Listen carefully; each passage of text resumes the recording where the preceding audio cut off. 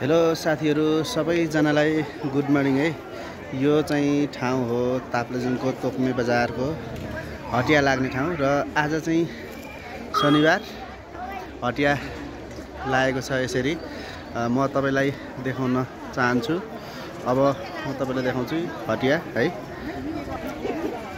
हेर्नुहोस् माथिदेखि तलसम्म एकदम हटिया लागिरहेको छ र यहाँको सागसब्जी भन्नुहुन्छ भने चाहिँ यति अर्ग्यानिक छ कि तपाईले हेर्न सक्नुहुन्छ। यही गाउँमा फलाएको हो, एकदम ताजा अर्ग्यानिक, एकदम हेर्दै काँचै खाउँ परेको छ र सब्जीहरू पनि एकदम